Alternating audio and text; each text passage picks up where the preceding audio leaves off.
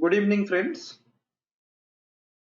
ये प्रेजेंटेशन में मैं आप लोगों को 2008 एंड 2020 में जो क्राइसिस है इसका एक कंपैरिजन एनालिसिस दूंगा। 2008 में भी मार्केट में क्रैश हुआ था, क्या हुआ था। 2020 में जो कोरोना का महामारी के वजह से जो क्रैश हुआ है, जो भी गवर्नमेंट्स का एक्शन प्लान्स लिए गए हैं उसका आगे चल के क्या बेनिफिट रहेगा उसके बारे में हम डिस्कस करें। निफ्टी का टारगेट्स कैसे हम निर्धारित करें वो भी आप देखेंगे छोटे से एग्जांपल के लिए। एंड ये कोई बड़ा इकोनॉमिस्ट के लिए ये प्रेजेंटेशन नहीं बनाया गया है, ये प्रेजेंटेशन बना गया है एक लेमैन के लिए, एक साधारण जो हमारा जनरल एक सिटीजन है वो कैसे अपने इन्वेस्टमेंट को प्लान करेगा उसी के ऊपर में ये बनाया गया। एंड आप सब लोगों को पता होगा smartfinancein.com हमारा वेबसाइट है। यहाँ पे हमारा बहुत सारे प्रोडक्ट्स हैं जो हम 2004 से लेके 2020 तक का हमारा ये एस्टेब्लिशमेंट है, 16 साल का। आप यहाँ पे देखेंगे हमारा डिसीजन प्रोसेस का 6 सॉफ्टवेयर प्रोडक्ट्स है। अगर आप इंट्राडे ट्रेड करते हैं, ऑप्शंस एनालिसिस करते हैं, आपके लिए बहुत सारे सॉफ्टवेयर यहाँ पे मिल जाएंगे। हमारा बहुत सारे कोर्सेस है। अगर आप मार्केट को जानना चाहते हैं, ऑप्शंस क्या है, ऑप्शंस में कैसे काम करूं, या कैसे मैं टेक्निकल एनालिसिस में काम करूं, कैसे फिबोनाची, एलियट, ये सारे कॉन्सेप्ट को यूज करके काम करूं, इसके ऊपर में भी छोटे छोटे बहुत महत्वपूर्ण कोर्सेस भी हमारा है। बहुत सारे ई बुक्स आपको मिलेगा, वो मेरे लिखे हुआ बहुत सारे ई बुक्स आपको मिलेंगे। तो डाउनलोड सेक्शंस में भी आपको हमारा जो भी फ्री ई बुक्स है उसके बारे में भी पता चलेगा। हमारा बहुत सारे फ्री कोर्स आप भी है, उसको भी आप डाउनलोड कर सकते हैं। लगभग 12 आपको 10 फ्री ऐप्स है जिसको आप डाउनलोड करके यूज कर सकते हैं। कोर्स है, बहुत बढ़िया कोर्स है यहाँ पे। एंड म्यूचुअल फंड का ब्रोकिंग पे भी हम लोग हैं, जहां पे हम ये आपको आपका जो पैसा है किस समय में कौन से फंड में लगे तो आपको अच्छा फायदा मिलेगा उसके बारे में भी हम ये करते हैं। एंड ये म्यूचुअल फंड का ब्रोकिंग में आप हमारे साइट से जाके डायरेक्ट भी सब्सक्राइब कर सकते हैं, नहीं तो अगर हमारा जो डेडिकेटेड डेस्क है उसमें भी कांटेक्ट करके आप हमसे सलाह लेके भी आप वो इन्वेस्टमेंट कर सकते हैं, तो उसमें भी आपको फायदा रहेगा। तो हमारा ये जो एनालिसिस अभी होगा, तो इसको देख के हम अगर एक इन्वेस्टर है तो हमारे लिए क्या बनता है, इसलिए मैं अभी ये एनालिसिस को थोड़ा बहुत कंपैक्ट वे में समझाऊंगा आपको। 2008 में जो प्रॉब्लम हुआ था वो था क्या? वो 2008 में जो प्रॉब्लम हुआ था उसको सब प्राइम क्राइसिस बोलते हैं, जिसमें लो interest rate encourage mortgage lending. आपको इंटरेस्ट रेट जब कम हो गया, लोग बहुत सारे लोन लेने लगे, कोई घर खरीदा, कोई गाड़ी खरीदा, इसे क्रेडिट कार्ड्स में यूज करें, बहुत एक्सपेंडिचर्स बढ़ाने के लिए बहुत इजीली पैसा मिल गया, वो करने लगे। जिनका वो कैपेसिटी था पे बैक करने के लिए वो तो कर लिए, जिन लोगों के पास में कैपेसिटी नहीं है वो कर नहीं पाए, तो वो लोन्स डिफॉल्ट होने लगे। तो उस केसेस में बैड लोन्स बढ़ने लगा, बैंकिंग फाइनेंशियल सिस्टम्स में एक हलचल मच गया। यही हुआ था प्रॉब्लम उसमें। एंड वो क्यों हुआ था, उसका जो बेस है वो फेडरल रिजर्व का इंटरेस्ट रेट जब गिरा 6.5% से लगभग 2% तक एक साल के अंदर में, तो उस कारण से बहुत लोग एक्सपेंडिचर करने लगे, लोन लेने लगे, लोन्स का बहुत इजीली अवेलेबल हो गया। जिनके पास में एक घर भी था वो 3 घर का भी लोन ले लिया, जिसको चाहिए भी नहीं वो ले लिया। तो इसके कारण से क्या हुआ, ऑटोमेटिकली जो रियल एस्टेट का डिमांड बढ़ गया। तो क्योंकि जिसके पास में क्वालिफिकेशन भी नहीं है वो लोन लेके 50 लाख का लोन लेके घर का खरीदे, वो भी ले लिया, उसको भी मिल गया लोन। तो वो क्या सोचा, 10 लाख का घर खरीदा था, 20 हो गया, 20 से 40 हो गया, इसे देखते देखते 3 साल में 10 लाख का घर 40 हो गया है, और 10 साल में ये 40 लाख का घर 1 करोड़ हो जाएगा, इसलिए उन्होंने लोन ले लिया, लोन भी इसलिए मिल गया। बट वो ऐसा हुआ नहीं, क्योंकि जब अपने मात्रा से आप ज्यादा खाते हैं तो क्या होगा, आप अगर राइस खाते हैं 1 बाउल सही चलेगा, अगर 1 किलो राइस एक दिन खा लिए तो क्या होगा? तो डिसेंट्री होगा। इसी तरह से जब अपने कैपेसिटी से ज्यादा हम कुछ भी कर लेते हैं, वो हमें इम्पैक्ट करता है। तो ये जो मेजोरिटी ऑफ लोगों को ऐसे इंस्टिगेट करके लोन दिया गया, एक मार्केटिंग में जो चैनल खुला गया कि सबको बुला बुला के क्रेडिट कार्ड दो, बुला बुला के लोन्स दो, इसके कारण से बहुत सारे डिफॉल्ट्स होने लगे। तो ये जो अप्रूवल रेट को बढ़ा के जो इजीली लोन दिया गया, उसके कारण से ये से हुआ। तो वो प्रॉब्लम्स जब हुआ तो हम इंडिया में इसका भी बहुत सारे प्रॉब्लम्स देखने के लिए लगे। बट उस समय एंड ये समय में क्या अंतर है वो मैं बताने जा रहा हूँ। 2008 का फाइनेंशियल मार्केट में जो फॉल हुआ था, उसको फाइनेंशियल क्राइसिस कहते हैं। वो क्योंकि उसका जो प्रॉपर थॉरो प्रोसेस जो होना चाहिए एक लोन डिसबर्समेंट का, वो नहीं हुआ था, इसी कारण से हुआ था। 2020 का जो प्रॉब्लम है, ये एक एपिडेमिक, एक बीमारी, एक हेल्थ क्राइसिस के कारण से हुआ है। 2008 में सारे फैक्ट्रीज चल रहे थे, ट्रांसपोर्ट चल रहा था। अभी सब बंद है, फैक्ट्रीज बंद है, ट्रांसपोर्ट बंद है। सप्लाई चेन, आपका एक बिस्किट बनता है फैक्ट्री में, वो जाके सुपरमार्केट में सेल्फ में रहता है, वो वो सब सप्लाई चेन में कोई भी प्रॉब्लम नहीं था। डिमांड में प्रॉब्लम था, लोग खरीद नहीं रहे थे, लोगों के पास में पैसा का कमी था, जो भी लोन्स लिए थे उसको सर्विस नहीं कर पा रहे थे, उसी तरह का इनकम कम हुआ था। तो ये सप्लाई चेन का प्रॉब्लम नहीं था, बट यहाँ पे डिमांड एंड सप्लाई दोनों का प्रॉब्लम है। फैक्ट्रीज बंद है, यहाँ पे प्रोडक्शन कुछ नहीं हो रहा है, प्रोडक्शन नहीं होगा तो ट्रांसपोर्ट बंद है, वो आ भी नहीं पा रहा है। एक्सपोर्ट्स एक्टिविटीज था, आपका कुछ ना कुछ एक्सपोर्ट्स होते रहता था, बट इतना जो एक्सपोर्ट में गिरावट आया था 2008 में, बट ये 2020 जैसा नहीं हुआ था, जहां पे पूरा वेस्टर्न वर्ल्ड भी फ्रीजिंग स्टेज में। तो ये भी था। इंपोर्ट डोमेस्टिक में डिमांड उस टाइम में था, गाड़ी चल रहा था तो पेट्रोल भी हम इंपोर्ट कर रहे थे, तो सोना भी, जितने भी गोल्ड है वो भी है, हम खरीद रहे थे। बट अभी देखें तो डोमेस्टिक डिमांड भी नहीं, सब बंद है, सब लॉकडाउन में। तो यहाँ पे इंपोर्ट भी कम हुआ है, एक्सपोर्ट भी कम हुआ है, ऑलमोस्ट नेग्लिजिबल हुआ है।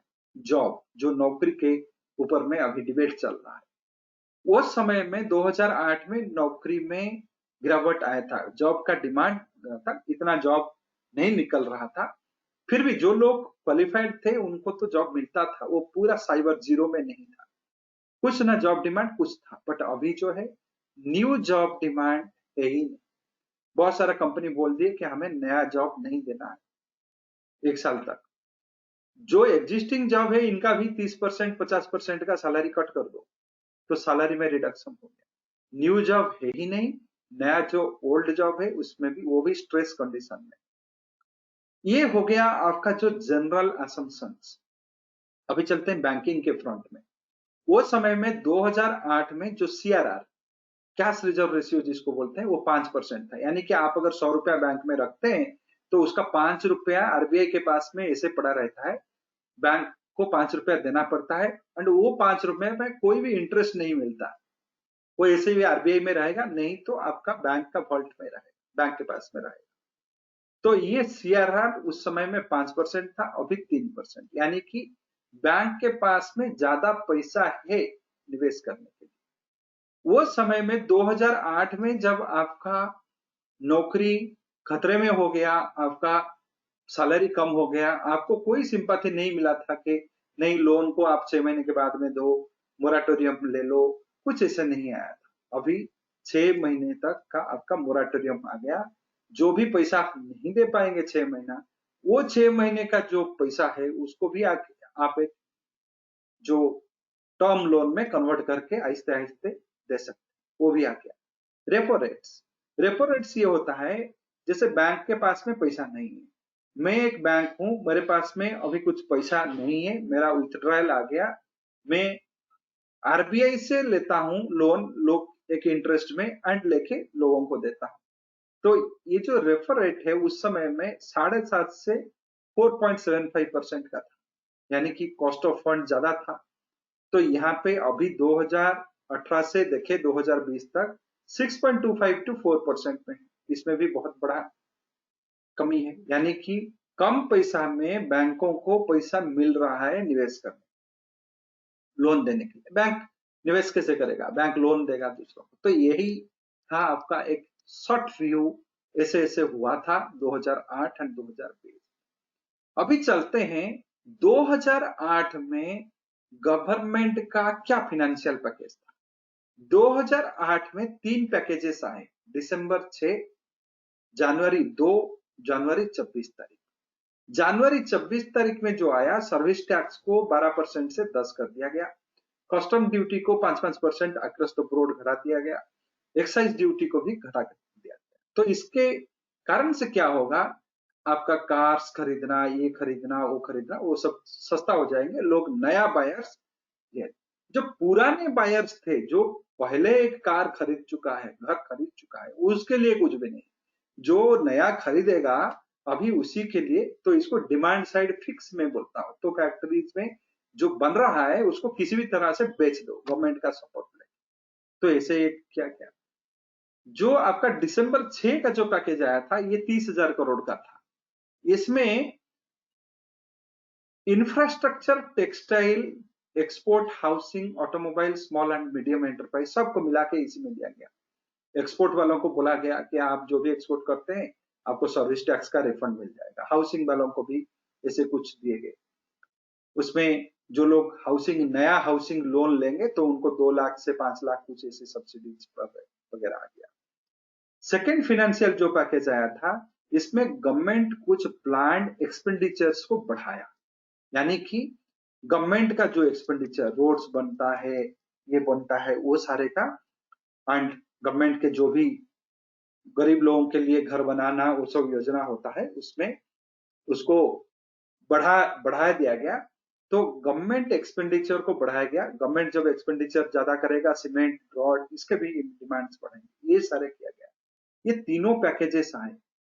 इसमें जो लो सैलरी अर्नड लोग हैं, 10-15 हजार जो कमाया था, उसके लिए कुछ नहीं। जो मजदूरी करके खाता है उसके लिए भी कुछ नहीं। Small business, street vendor, middle class जो लोन ऑलरेडी ले चुका है उसके लिए भी कुछ नहीं।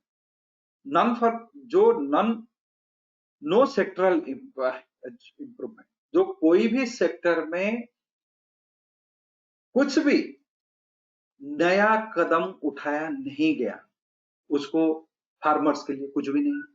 जो आपको पैडी राइस बना के देता है उसके लिए कुछ नहीं, कुछ भी नहीं। ये सिर्फ तीनों पैकेज लिया गया, जिसका अभी बवाल बचता है। 2008 में बहुत बड़ा चीज हुआ था, ऐसा नहीं। वो समय का गवर्नमेंट को कोई बैन नहीं करेगा, वो समय का थिंकिंग वही था, प्रॉब्लम्स वही था। वो प्रॉब्लम को टेम्पररी फिक्स दिया गया, डिमांड साइड को फिक्स कर दिया। अभी जो 2020 में हुआ है, कोरोना का महामारी में क्या क्या लिया गया है। हर फार्मर लोगों को 2,000 रुपया दिया जा रहा है, जो भी फार्मर रजिस्टर्ड हैं, जो उनका 9 करोड़ फार्मर है, उनको 2-2 हजार दिया जा रहा है। तो उसका अगर फार्म्स में भी कुछ भी लॉसेस हो, फिर भी वो छोटा फार्मर है जो 5-6 एकड़ का जमीन रखता है, वो सबको डायरेक्ट बेनिफिट के जरिए से ये 2-2 हजार दिया जा रहा है। मनरेगा, जहां पे अब हमारा जो मजदूर लोग काम करते हैं उनका भी बेनिफिट्स को बढ़ा दिया गया, वो लोग भी जाके काम करेंगे, पैसा कुछ आएगा। मेजर जो चीज मुझे बहुत अच्छा लगता है, ये पीएफ बेनिफिट। जिन कंपनियों का एम्प्लॉय स्ट्रेंथ 100 से कम है एंड जिनका सैलरी 15,000 से कम है, अगर कोई कंपनी में 100 लोग काम करते हैं, छोटा कंपनी होगा, उसमें 15,000 कमाने वाला जो है वो भी बहुत छोटा एम्प्लॉय होगा। 15,000 का आज 2020 में 15,000 का तनख्वाह अगर आप बोले तो बड़ा तनख्वाह नहीं है। तो ये जो 15,000 कमाने वाले का जो पीएफ आता है, 26% उसका जो आता है, 24% लगभग, ये अगर देखें 3,000 के आसपास में आएगा। ये गवर्नमेंट आपको अगस्त महीने तक देगा, 6 महीना तक ये 18,000 रुपीज उसके अकाउंट में पीएफ में रहा, वो उसको विथड्रॉ भी कर सकता है। तो लगभग इसमें ये जो लो अर्निंग लोगों के लिए बहुत बढ़िया चीज होगी। लोन के मोराटोरियम्स भी मिल गए 6 महीने तक। अगर आपका सैलरी कट हुआ है, आप कुछ सोच रहे हैं, अपने आप को संभालने के लिए कुछ टाइम चाहिए, उसके लिए भी मोराटोरियम्स आ गए। वो सारे बहुत सारे ये सिचुएशन को देख के बहुत सारे चीज लिया गया। अभी अगर कंपेयर करें 2008 एंड 2020, फार्मर के लिए कुछ भी नहीं। फूड किसी को भी फ्री में एक ग्लास, एक चावल भी नहीं मिला।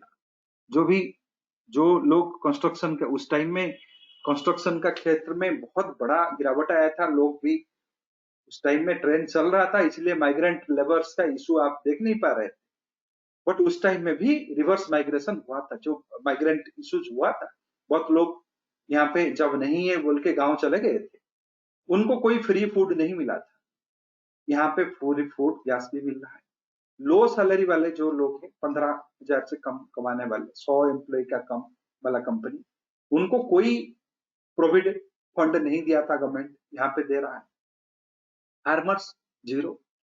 रूरल इकोनॉमी, जो गांव देहात का इकोनॉमी जो होता है, वो हमारा एग्रीकल्चर के ऊपर में डिपेंड करता है। पशुधन, जहां पे हम लोग गाय बकरियां वो सब रखते हैं, वो पशुधन एनिमल हस्बेंड्री के ऊपर में ये करता है। आपका सेरिकल्चर हुआ, भेड़ बकरियां रखना सेरिकल्चर हुआ। आपका पोल्ट्री हुए, जो जहां पे आप जो ये रखते हैं अंडे देने वाला मुर्गी वुर्गी रखते हैं, वो भी रहा। उन लोगों के लिए कितना पैसे का एक प्रावधान किया गया। वैक्सीन दिए जाएंगे, जितने भी लाइव स्टॉक, गाय बकरी भेड़ी सभी को वैक्सीन दिया जाएगा, तो उनको फुट एंड माउथ डिजीज नहीं होगा, उनका प्रोडक्टिविटी बढ़ेगा। 15,000 करोड़ का खर्चा होगा डायरी इंफ्रास्ट्रक्चर, जो भी मिल्क सोसाइटीज है उनको आधुनिक उपकरण देना, ये देना, उसमें खर्चा किया जाएगा।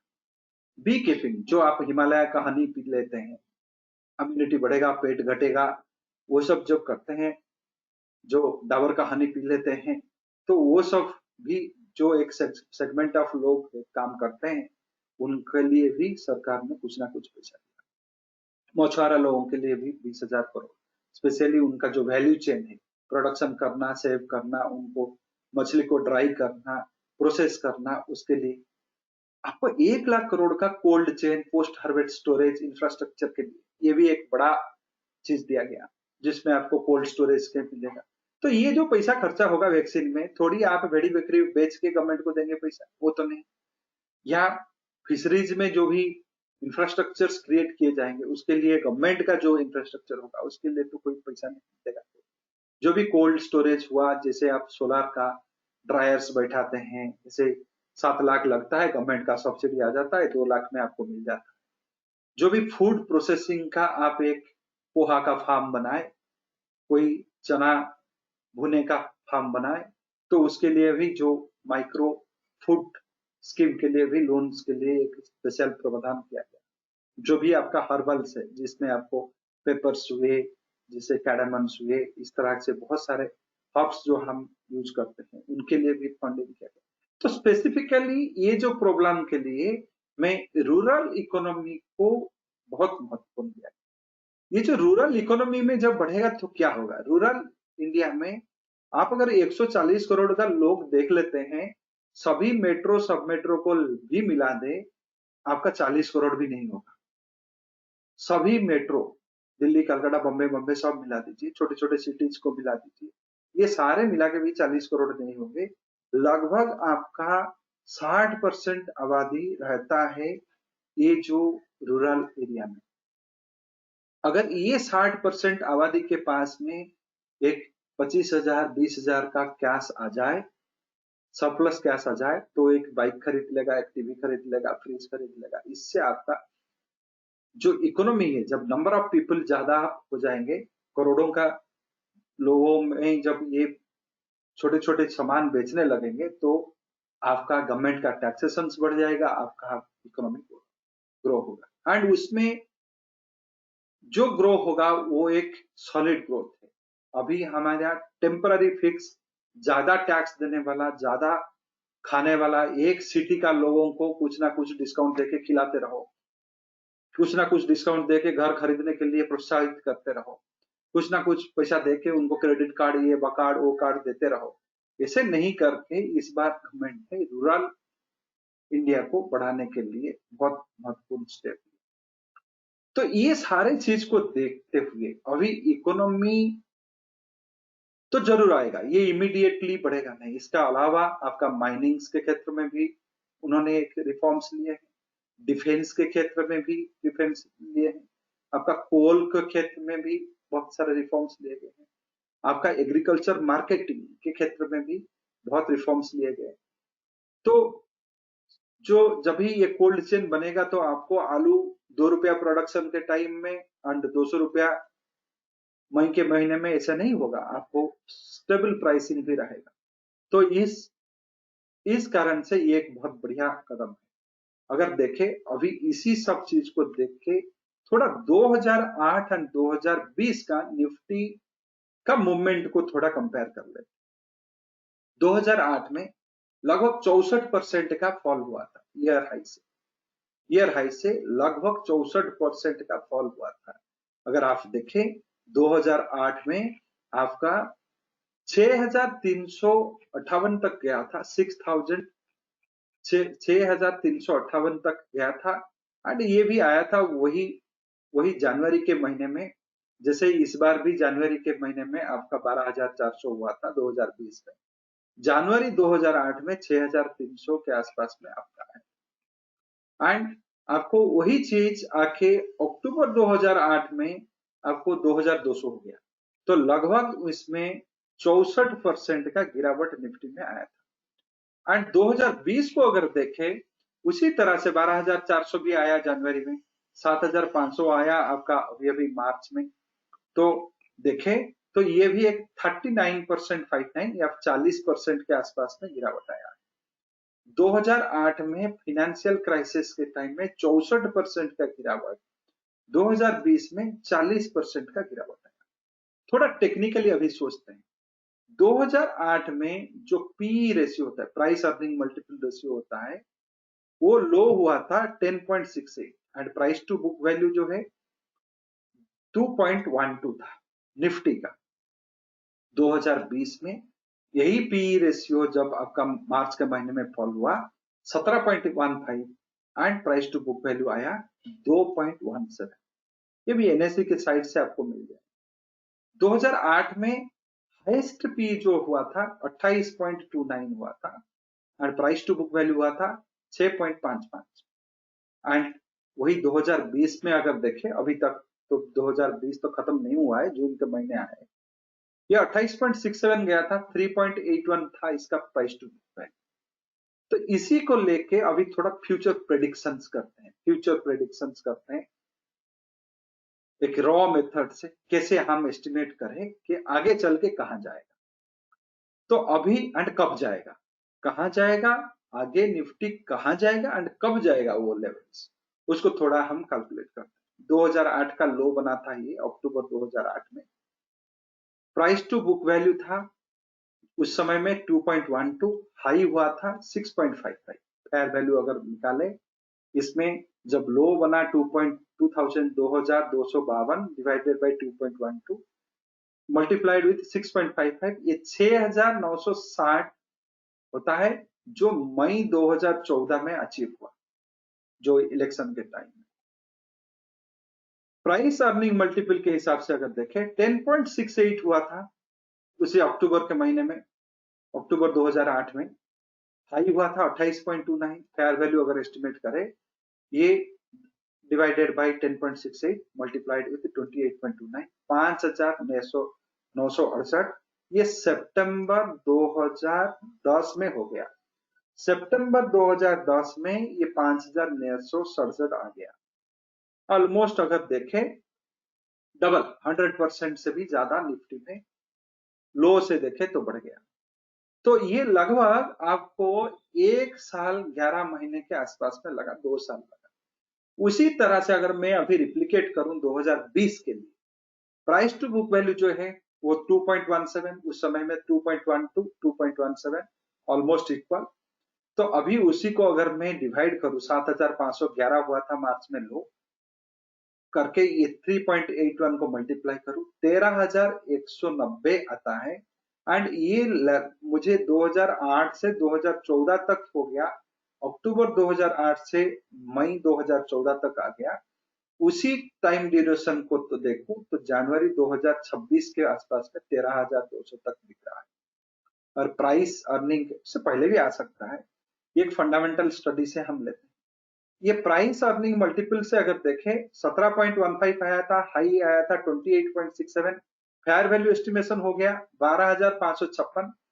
वो प्राइस टू अर्निंग मल्टीपल का जो हुआ था पिछले बार 2008 में 1 साल 11 महीने में हो गया था, यानी कि 12,556 हमें फरवरी 2022 तक आ जाना चाहिए।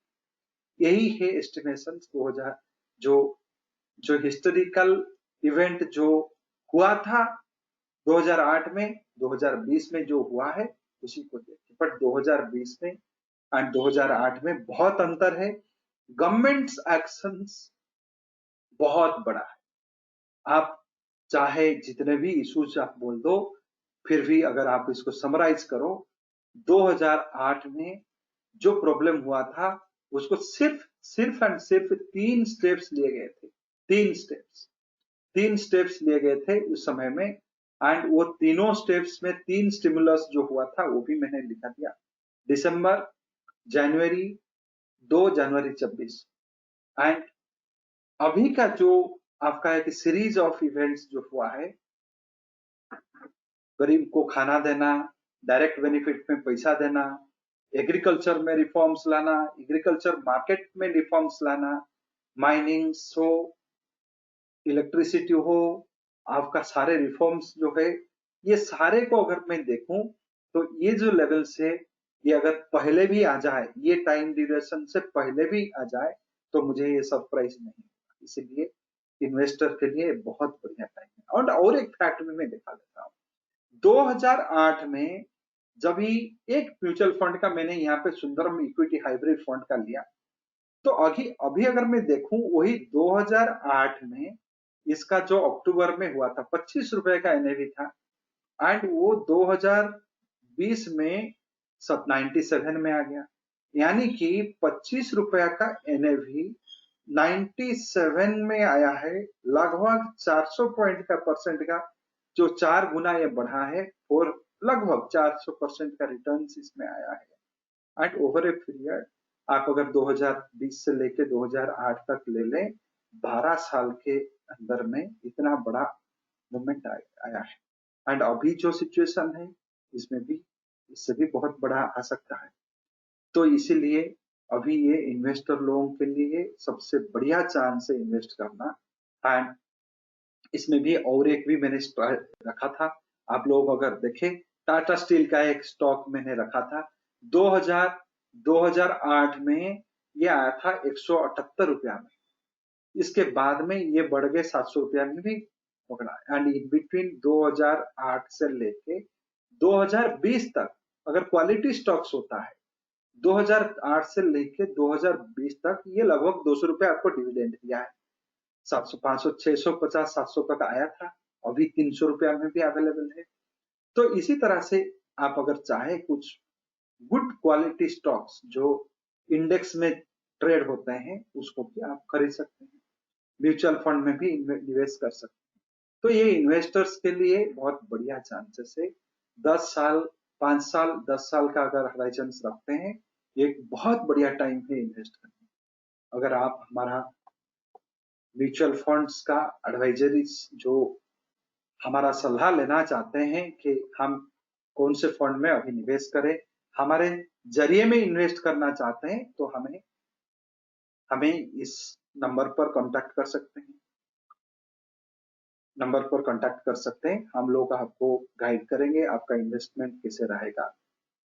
अगर आपको स्टॉक मार्केट के ऊपर में कुछ सीखना है, पढ़ना है, जानना है, बहुत सारे कोर्सेस से आप अपने इंटरेस्ट के बेस पर उसको ले सकते हैं। तो ये एक अनबायस्ड स्टडी था, जो अतीत में हुआ है, जो वर्तमान में हो रहा है, दोनों को कंपेयर करके देखो, आंख खोल के देखो, क्या उस समय में गवर्नमेंट का क्या रिएक्शंस थे, अभी जो सरकार है उनका रिएक्शंस कैसे है, उस समय का जो एक्शंस लिए गए उसका परिणाम क्या हुआ, एंड अभी जो एक्शंस लिया जाएगा इसका आगे चल के परिणाम क्या होगा। तो ये सारे चीज को देख के ही आप डिसाइड करो ये कितने बढ़िया समय है एक इन्वेस्टमेंट के लिए। इन्वेस्ट करो लॉन्ग टर्म में। इंडियन स्टॉक मार्केट एक कंजम्पशन स्टोरी है। इंडिया का, भारत का अर्थव्यवस्था बहुत सुदृढ़ है, जो किसी को भी पता नहीं है। सब हम, क्योंकि हमारे पास में वो एजुकेशन नहीं है जानने के। हमारा अर्थव्यवस्था सबसे बढ़िया अर्थव्यवस्था है, क्योंकि ये एक सबसे बड़ा कंट्री है जहां पे डेमोक्रेसी है, जहां पे क्रिटिसिज्म है। हम कोई पॉलिटिकल पार्टी को क्रिटिसाइज कर सकते हैं। ये एक ऐसा कंट्री है जहां पे पॉलिटिक्स भी एक कैरियर है। अगर वो काम नहीं करेगा तो उसको कोई वोट नहीं देगा, इस तरह का है। तो यहाँ पे एक इंडिपेंडेंट थिंकिंग है। जहां पे इंडिपेंडेंट थिंकिंग है, वहां पे इकोनॉमिक ग्रोथ होना सबसे बढ़िया चीज है, एंड ये ग्रोथ होगा। आप ये एनालिसिस देखिए, उसी तरह से बाकी स्टॉक का भी एनालिसिस कीजिए, फॉलो कीजिए। Thank you very much. Thank you for your